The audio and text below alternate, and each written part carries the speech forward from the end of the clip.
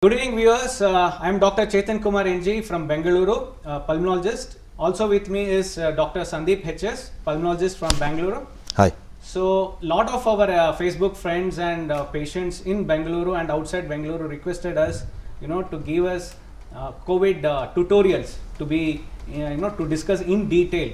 So, there is a lot of panic happening around in the second wave. Lot of people are dying. There is a lot of chaos around. Lockdown in the country. So people are confused, people are panicked, people are depressed seeing the news, seeing so many dying. So as pulmonologists, as a responsible citizen of the country, we have come forward to do our best educating the public, bringing out the COVID facts, right from wearing a mask to the swab testings, to the treatment, to the protocols, to the vaccines, everything. So we will try and discuss a lot of things with you in coming 30 minutes. And some questions, suggestions have been taken from the friends and viewers. So I welcome Dr. Sandeep. So Dr. Sandeep is to explain. He's a pulmonologist, come lung transplant fellowship physician. So he works at BGS Hospital, and I work at Trinity Central Hospital in Bengaluru. So today, starting from the first question, very first question. So the COVID infection, we are not going to again discuss about all the protective measures. So we'll straight away go in detail of discussing how COVID infection starts, what are the symptoms, what is mild, what is moderate, what is severe, when you need to test, when you not need to test, what are these blood tests needed, CT scans needed, or what is pulse oximetry, where is the clinical significance of pulse oximetry, everything we are going to discuss. So now first question to Dr. Sandeep, because someone has to take up the question. So in that format I am asking Dr. Sandeep sir. First, so COVID symptoms, what in your experience of seeing more than 5,000 cases, so what is COVID symptoms in general, so that patients who are sitting at home watching this program can assess what is exactly COVID symptoms, how to identify COVID symptoms, and what next they have to do once they get COVID symptoms, either for them or to their family members. Okay. See, basically first I would like to make it clear that anybody can get COVID. So I am not going outside the house, I am not coming in contact with anybody, I am taking this Ayurvedic medicine, I am taking this Chyawanprash, I got a better immunity, I do lot of exercise, I take only good diet only, I am only pure vegetarian, I don't drink, I don't smoke, that is why I will not get COVID. These are all misconceptions. Every human being has got a potential to get infected by COVID. This is something which I want to make it clear, because I have seen lot of people losing their lives believing that the disease whatever they have got, the symptoms whatever they have got are not due to COVID and they are due to something else, some typhoid or something like that. So that is not truth. So anybody can get COVID. Every human being, if at all he is a human being, he has got a potential to get COVID-19 viral infection. Yes. That is the first point which I want to make it clear, Chetan, today. The second important thing, whatever you told, the symptoms. Okay. See, COVID, although predominantly affects the respiratory system as a main organ, main system to be affected by COVID is respiratory system, but the symptoms are systemic symptoms. Okay, systemic symptoms include, what are the important systemic symptoms? The most important symptom is fever. Fever can range from mild to very high degree.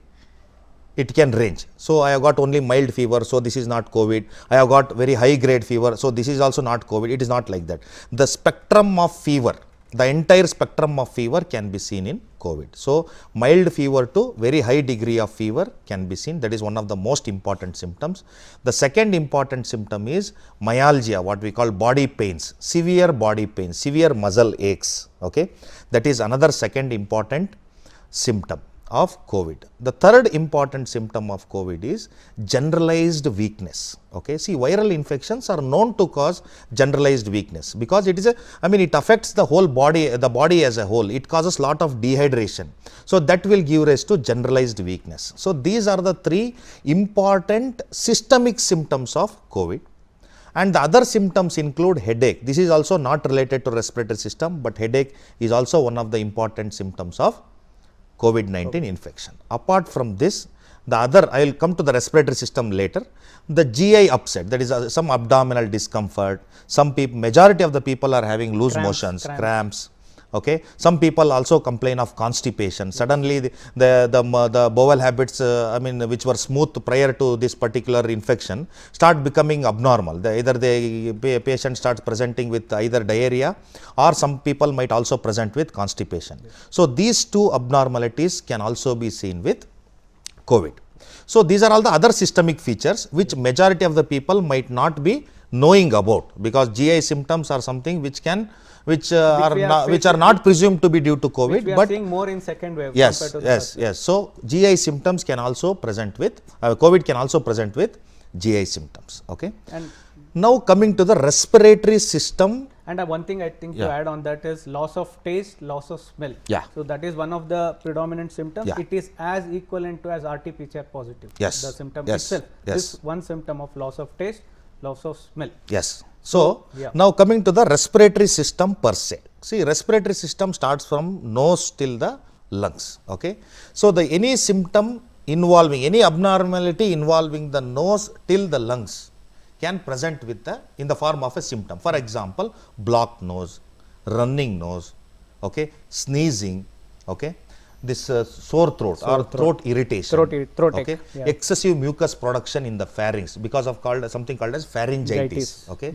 So that will give rise to excessive mucus production and cough, okay. Cough is one of the major symptoms of COVID-19 infection. Okay. So these will be the initial symptoms. Direct presentation with the lower respiratory tract is extremely rare. See, whatever presentations, whatever lack of oxygen, whatever we are seeing, develop at a later stage, not at the initial stage. So majority of our people tend to overlook these symptoms and wait till it involves the lower respiratory tract. That is something which we want to bring it to every viewer's notice, that any such symptoms involving the upper respiratory tract, GI tract, as well as systemic symptoms. In the current scenario. In the current scenario, especially. See, as physicians, as pulmonologists, we are openly telling you, we are not seeing any other infections from past 1.5 years. Okay, out of 100 cases in our OPD, 99 rather, are due to COVID only, whether it is RT-PCR positive or whether RT-PCR negative. It doesn't matter to us, because whatever we are seeing are all COVID. Okay. So that's where the question comes of syndromic approach, because many of the viewers might not still even today understand the false negative rates of the RT-PCR report. So we as chest physicians or general practitioners or some general senior practitioners, we don't depend on the RT-PCR report. We follow what is called as a syndromic approach, means the patient symptoms matters to us, not the report, whether it might be a blood test or a CT scan. We'll come to later to that. So as the continuation of the debate, as sir was rightly telling, upper respiratory tract infection, then progressing to lower respiratory tract. So now the viewers might be questioning or thinking in their mind, sir, today I got fever, what should I do next? Yes. So that's where the role of this pulse oximetry comes. So for us, your pulse oximetry levels changes the treatment, not your RT-PCR swab report, not your blood test, not your CT scan. So that's where we are going to discuss the most important topic. Once we get fever, once we get shortness of breath, once we get cough, people are running around getting so many blood tests done, CT scans done, running around doing swab tests, waiting for the report, and if it comes negative, they are still repeating the test and they are thinking it's not COVID at all. I repeat once again along with Dr. Sandeep, any cough, fever, body ache, loss of taste, loss of smell in this scenario, in this current scenario I am talking, in this right now in the pandemic peak, it's COVID only. For us again, RT-PCR swab doesn't matter whether it's positive or negative. For us what matters is your symptoms and your pulse oximetry levels. So coming to the question of how to use the pulse oximeter level. I'll add a point to it. Yeah. See, as you told, what will you do if you get fever, body pain or any of these symptoms on first day? Okay. See, first thing is don't panic about it. see, nobody will die or nobody will end up with complication within 1 or 2 days. You have got time. So, first believe that it could be due to COVID. So, what will you have to do next is find out a way to relieve yourself from those symptoms. For example, you are having fever. So, first pop up a paracetamol that will bring down your fever. Then try to fetch out for these things. Okay. Yes. For example, a pulse oximeter. The most important thing, the most important test or the most cheapest test and the most valuable test in COVID-19 infection is your pulse oximetry reading is the most important one. So, you need not panic, oh, I have not got a pulse oximeter. No. One, you get a fever, you believe that it could be due to COVID. So, what you have to do, go fetch a pulse oximeter for yourself, get a basic reading, initial reading. And I will tell you, majority of the people, out of 100 people, 99 or 95 will have normal readings on the first and second days. See, nobody will have any kind of upset in the first 2 days. Okay. So, what you have to observe is, so once your symptoms start, you have to observe how they are progressing. Whether I am getting better as compared to yesterday or whether I am worsened as compared to yesterday. Usually COVID, there will be a worsening in the symptoms as the days pass by. Okay. And I will tell you, I will brief you regarding the the nature of the illness also. Okay. So, first 2 days symptoms, you get a pulse oximeter. Okay. And by the end of, within end of second day, you should make it a point to contact a qualified physician, okay, regarding this particular infection. Okay. Make it a point to contact them, tell them that you have got these symptoms, this is your pulse oximeter reading, and believe that it could be potential COVID. And inform the same to your treating physician as well.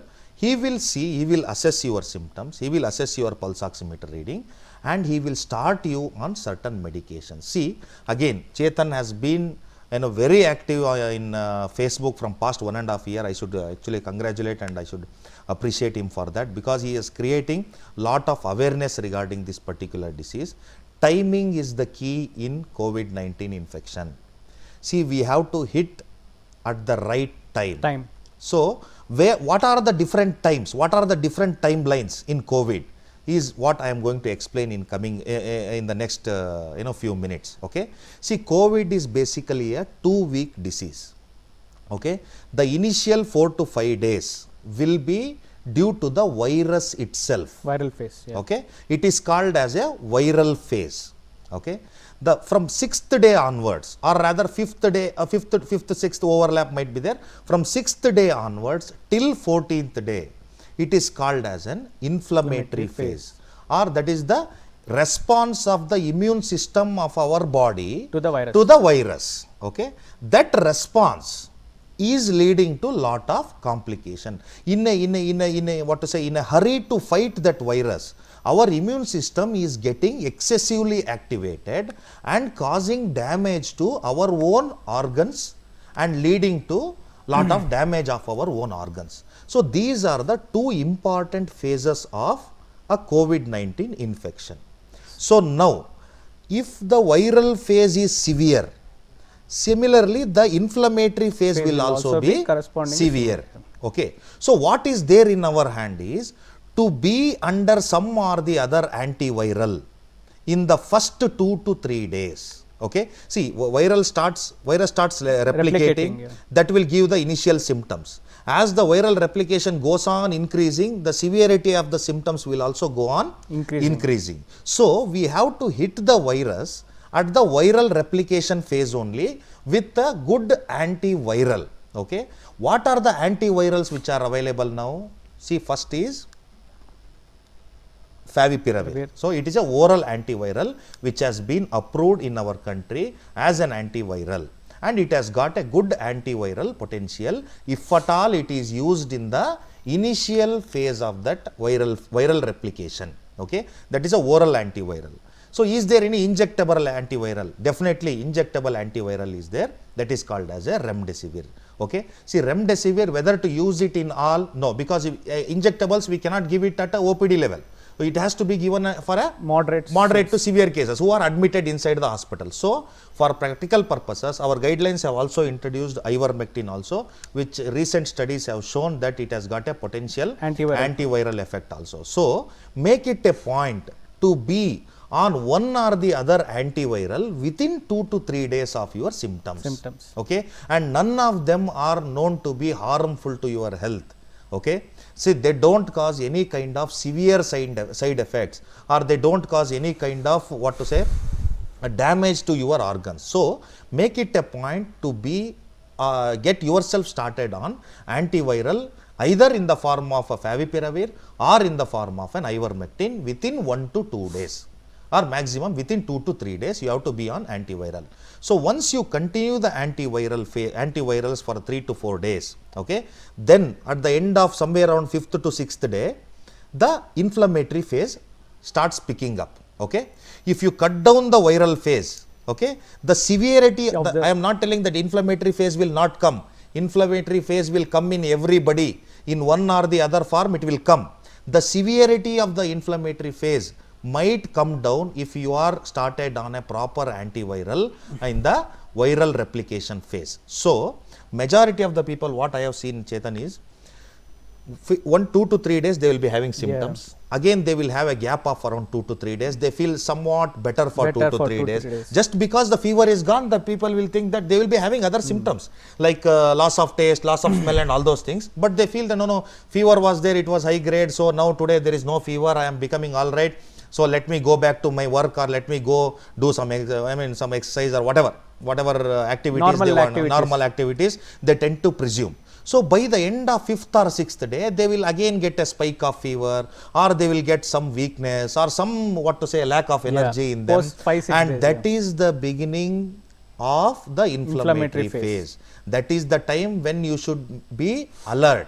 See, don't lose your alertness in that gap where you are not having fever. That is the time where something is happening in the body. Okay, that might suddenly shoot up. So the moment you get fever, keep yourself vigilant, or keep yourself alert. Okay, for the next at least 1 week. Okay, so the beginning of the inflammatory phase and up to 3 to 4 days of the inflammatory phase is very, very important. So at the beginning of the inflammatory phase, if we introduce the anti-inflammatory drugs in the form of corticosteroids, okay, see, please again, patients will so we'll make it simple. For now, right now, according to the viewers' questions to answer. So as sir said, viral phase, inflammatory phase, it's more of a medical discussion. Now to make things simple for the viewers, general public, you have got symptoms, yes, COVID symptoms. Now as we discussed, you are going to take symptomatic treatment. So like fever, myalgia, headache, you are going to take Dolo. You can take up to 3 to 4 tablets per day, 650 mg Dolo tablet, that's paracetamol. And you are going to take ivermectin as discussed, because it's an cheaply available antiviral, 12 mg OD for 2 to 3 days. You can keep it as 3 days. And if favipiravir is available, if you are affordable, definitely you can take, starting with 1800 mg first day and 800 mg BD for the rest of the 5 days. So doxycycline also can be taken, 100 mg BD for 5 days. So this is the simple symptomatic treatment for the patients who are coming with fever, myalgia and headache. So if additional symptoms come, as we discussed, gastroenteritis means lot of loose motions, you need to take cap-ridotil, resicodotril to stop the motions. First we have to prevent the ongoing loose motions. So that is also a capsule will come, cap-ridotil 100 mg thrice daily until your motion stops. And you need to take some probiotics, Sporolac tablet, 2 tablets 3 times. So for 5 days. So this symptomatic treatment, what again I am telling, is when your saturation. So again I will tell you how to check the pulse oximeter. First you need to put it to your middle finger. Why middle finger? Because there is equal blood supply from the ulnar and the radial artery. So you need to put it to the middle finger. You have to brisk walk for 5 to 6 minutes.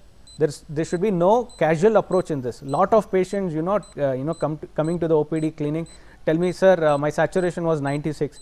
If I ask them after 6-minute walk test, they say, no, I have not done it. Everyone must do a 6-minute walk test and then only check their saturation. So you need to brisk walk or go stairs upstairs, one second floor or first floor, and come down and then check your pulse oximetry levels. So you can see there are two values. There is SpO2 and there is pulse rate. Okay. So in every pulse oximeter has this two values, and there is a wave pattern. So everyone must get a wave pattern, that is a pulsatile wave pattern. So there must be lot of news around in the WhatsApp, Facebook, and YouTube that pulse oximeters are not appropriate. So these all are the faulty pulse oximeters or made in China pulse oximeters. So you need to check the pulse oximeter what you have bought, whether it's a good quality, whether it's giving a pulsatile waveform, whether it's showing readings accurately. So you can confirm with the other finger. So once you have checked with your right hand, confirm with your left hand. So it's your same hand, means same person, same right hand and left hand, you can cross confirm. If you are still having a issue or still having doubts regarding your oxygen levels, take another pulse oximeter, standard pulse oximeter, and reconfirm it. So why this is very important? Because this is going to decide my treatment. This saturation levels, this severity will decide whether you are mild, whether you are moderate, and with your symptoms added to that. So what Chetan, all I would like to add. See, there are a lot of queries which come to us. Doctor, my CT value is 19, my CT value is 12, RT-PCR CT value, whether I am falling in mild category, moderate category, severe category. See, one thing we will tell you clearly. See, the severity of COVID is not classified by your CT value. Yes. Severity of your COVID is not classified by your D-dimer value or your LDH CRP value values. or CRP value. COVID-19 classification, severity classification is based exclusively upon what? Exclusively upon your pulse oximeter readings. Okay. People who have got oxygen saturation above 94 are classified as mild. People who have got a pulse oximeter reading from 90 to 94 are classified as moderate, and people who have got a pulse oximeter reading below 90 are classified as severe. So don't bother about your severity based upon the various test reports whatever you are getting. They are only arbitrary. The most important thing is your oxygen saturation reading. There are so many people who panic about symptoms. I told you it is a 2 week. You will have symptoms for 2 weeks. Fever will come. Fever will be coming. Fever will be troubling you for 2 weeks. Don't panic as long as the oxygen saturation is well within normal range. Okay, that is very, very important. Fever will come. Fever will come. It is a response of the body. If you have got fever, take Dolo, sit tight, be confident, don't lose your confidence. No, my fever is not going for 7 days, my fever is not going for 8 days. What I should do? I am panicking. Am I going to end up with complications? No. As long as your oxygen saturation is normal, you will not end up with any kind of complications. So because you are already into 5th or 6th day of your symptoms, it is a must for you to have a physician consultation, and whatever recommendations are given by that particular physician have to be followed, and constant monitoring of your saturation. And again, a person who is falling in a mild category today might go into moderate category within 1 or 2 days and go again into a severe category within another 2 to 3 days. So it is very, very important for us to identify the transition from mild category to moderate category is the right time when we have to intervene. So if we hit the virus at that particular time, or if we give proper treatment at that particular time, then we will be able to save lot of lives. And majority of the people who have lost lives in this particular pandemic have come to us with a delayed presentation. Saturation of 80, 70, 75, 50.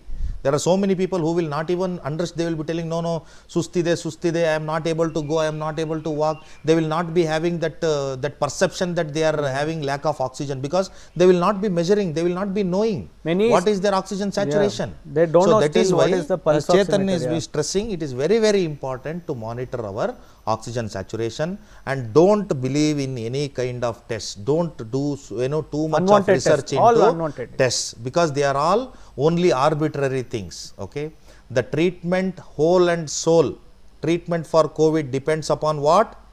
Depends upon your oxygen saturation, and not on those CT values, and not on those CT severity score, the that swab is reports CT also. scan scores, not on your D-dimer levels, not on your ferritin levels, not on your LDH RT-PCR levels swab or report CRP positive levels. also. Not even on your positivity or negativity. So most important is your oxygen saturation. So The moment you see, yeah. so no, yesterday it was hovering somewhere around 94, 95, today it is showing somewhere around 91, 92 or 90, 92, 93, it is varying, means that means you should understand, no, it is progressing. I should get intervened at this particular In the time. hospital, yeah. Let me go reach out for a hospital or reach out for a qualified physician. Let me take his suggestion. Let me follow whatever he tells.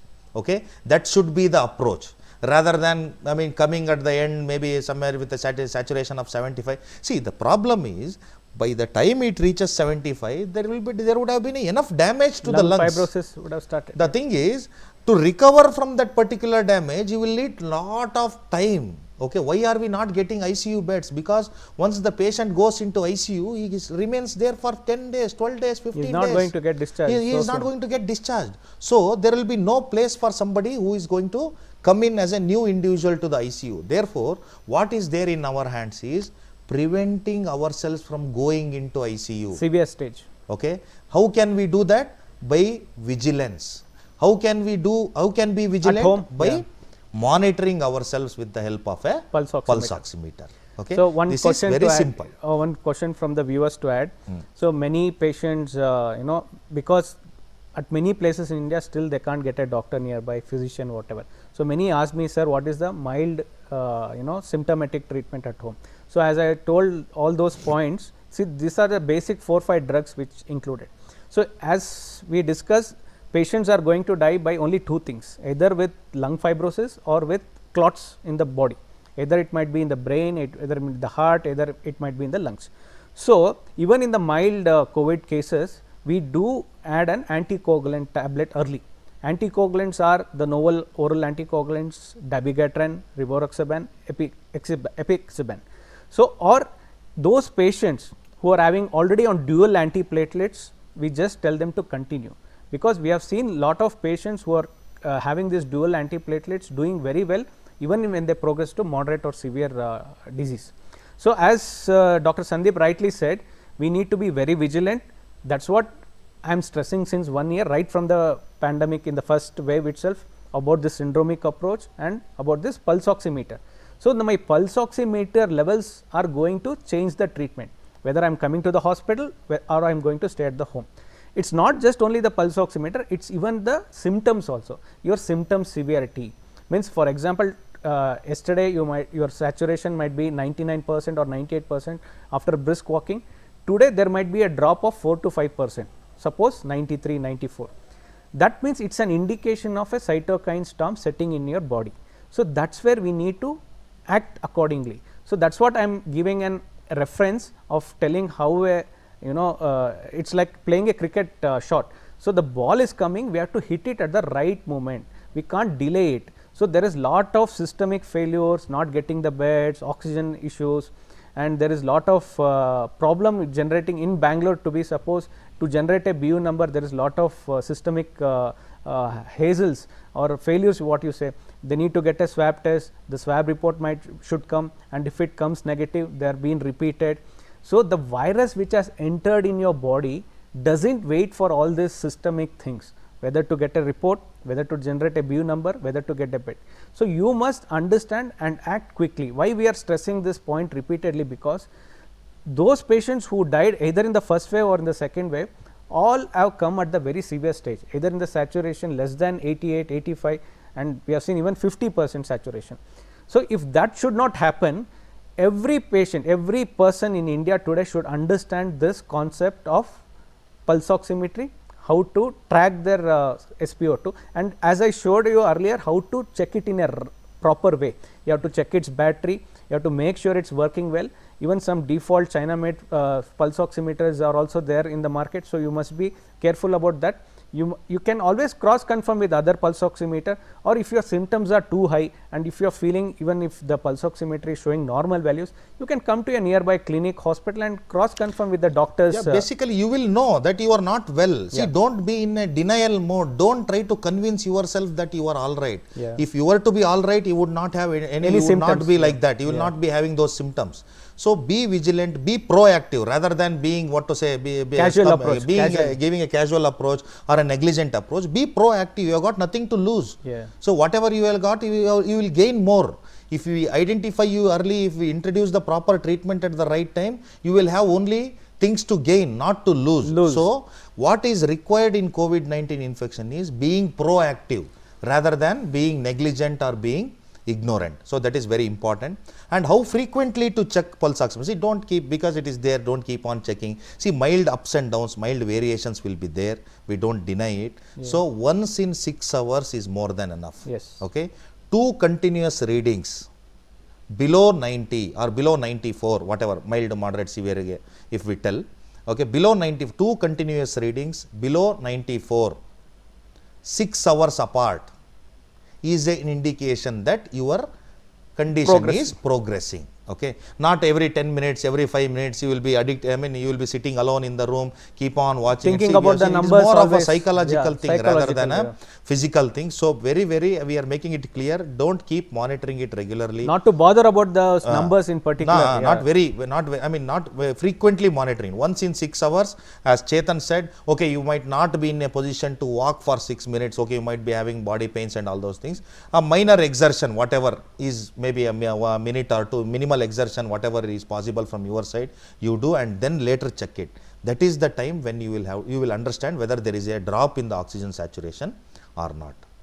And the main issue is, one more viewer had asked this question about, sir, should I take dexamethasone tablet, Predmet tablet or steroid tablets today if my fever, if my day of symptom is today, means day 1 or day 2?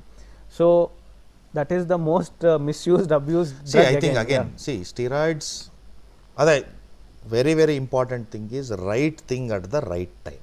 Okay, when steroids, see, again, go to a physician, go to a doctor, take his opinion.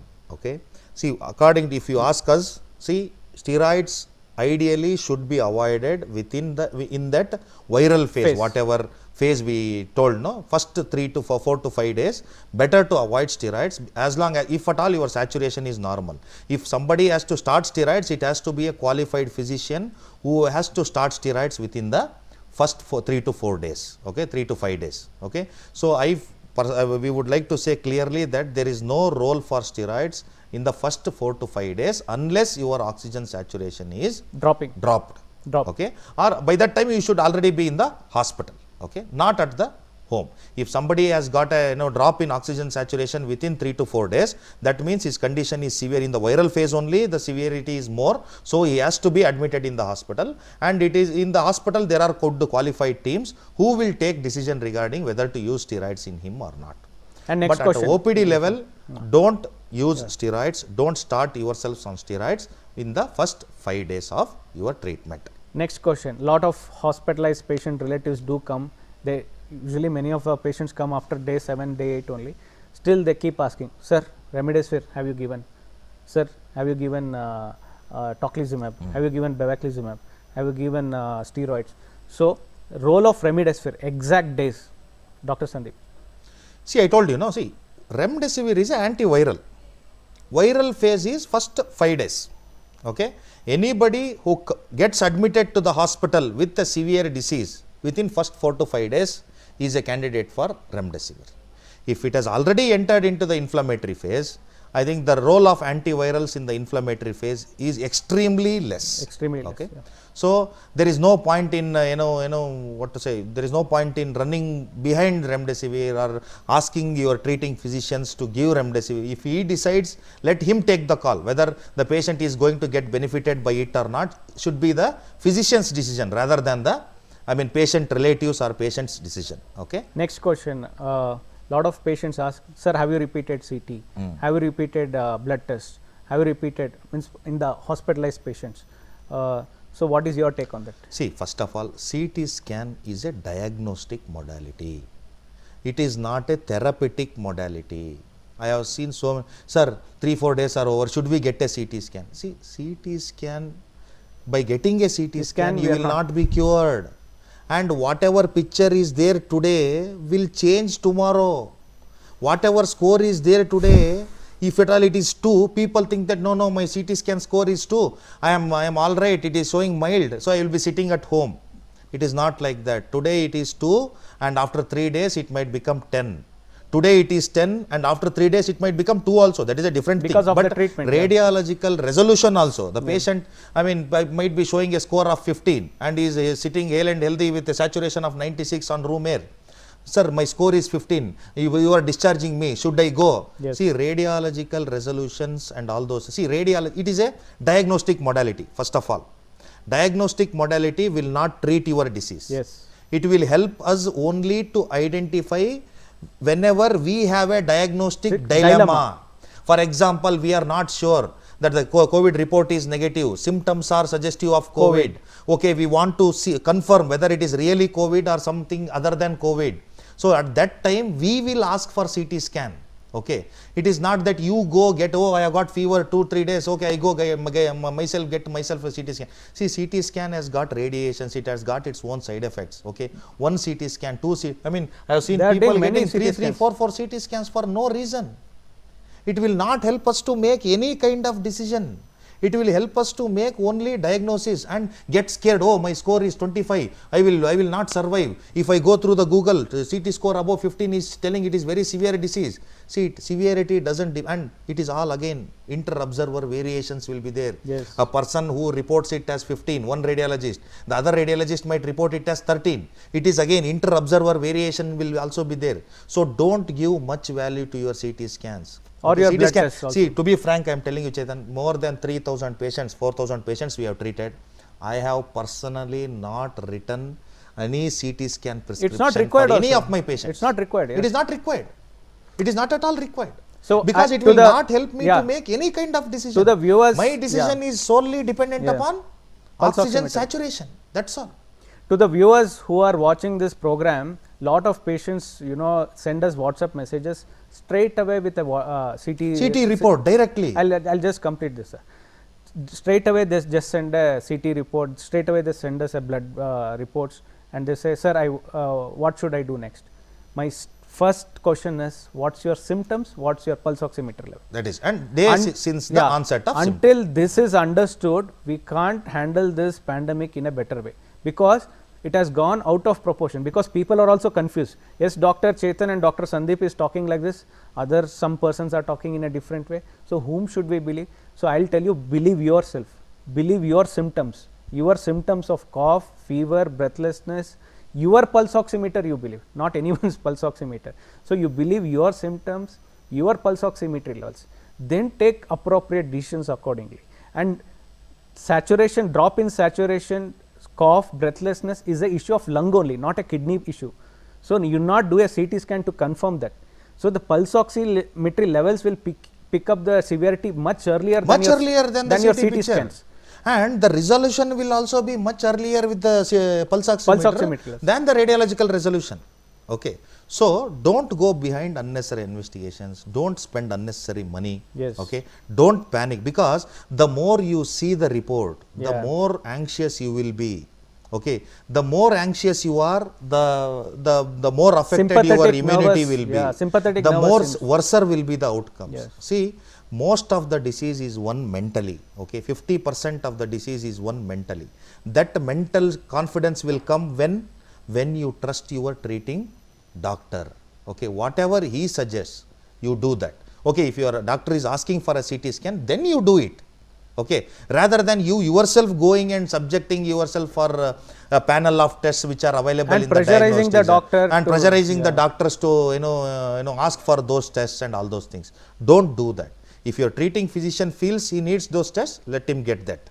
Okay, don't you yourself get those tests done unnecessarily. And swabbing, that is, I think we are running short of time also.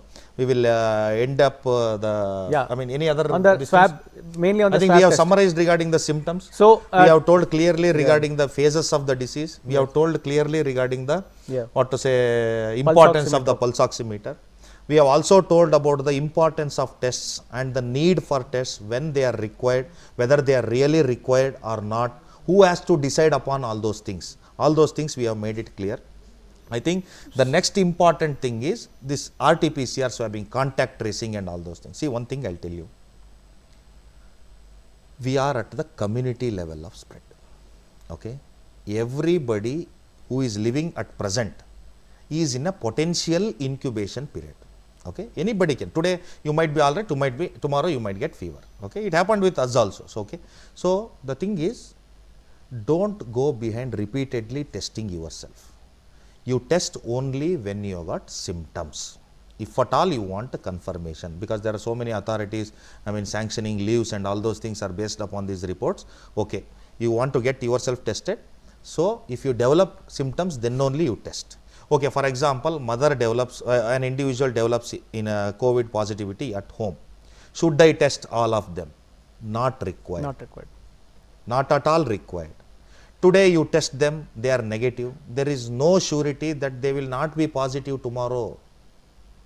So, don't get them tested unless they are symptomatic. It's not an Aadhaar card or a driving license. I keep repeatedly telling this because it depends on the technician how he does the test.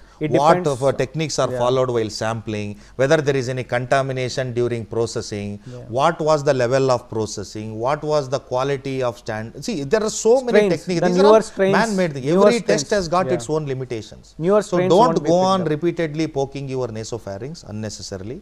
That will give rise to unnecessarily panic, waste of money, energy and resources. So, if somebody is positive, okay, everybody in that potential house would be positive, or they might develop symptoms sooner than later. So, once they develop symptom, even if you don't get the test, okay, if the test is not available or something like that, you presume it to be due to COVID only, because they have got exposure to a COVID positive person inside a house. Okay, so don't waste your time on the reports or getting yourself tested. Believe and be vigilant. There is what is harm? What is harm in being vigilant? What is harm in feeling that okay, I might have COVID and I should be extra cautious about myself. I should take precaution about myself. But it's not about to panic yourself. No need to panic. 99% will have mild asymptomatic. There are 40 crore Indians in our Indians who had mild asymptomatic without their knowledge. Delhi Sero Survey sample has done this and given a ratio also. So, not all 40 crore people got swab tested, not all 40 crore people came to the doctor. So, this you must understand, this scientific information you must understand. It is very high time that 99% will resolve by itself, your body only will take care. You need doctor only for the 1%. So, we need to identify that 1%. So, the viewers who are watching might not be knowing whether will come into that 99% or 1%. So, the pulse oximetry will tell you early. Yes. Everybody has got a potential from going from mild to severe disease. So, the transition period is something which we have to identify. How can we identify? By simple serial pulse oximetry reading. So, till what period you have to monitor yourself from the date of onset of fever? I would say at least for a period of 10 days. From the onset of first symptom, you should keep on monitoring your oxygen saturation, because majority of the people who worsen or worsen within these 10 days only. Okay.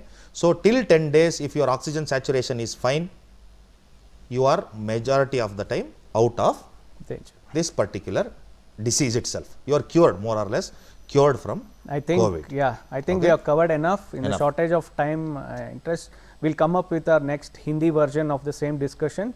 For all the viewers, you can also put your comments, questions or something, whatever. Any further doubts you have, we will be happy to regarding answer. Vaccine might be majority might be on the vaccine. So, we will discuss in our next Hindi version of the debate. So, thank you all viewers. Again, I think see, we have made majority of the, we are all qualified pulmonologists. We have understood the disease.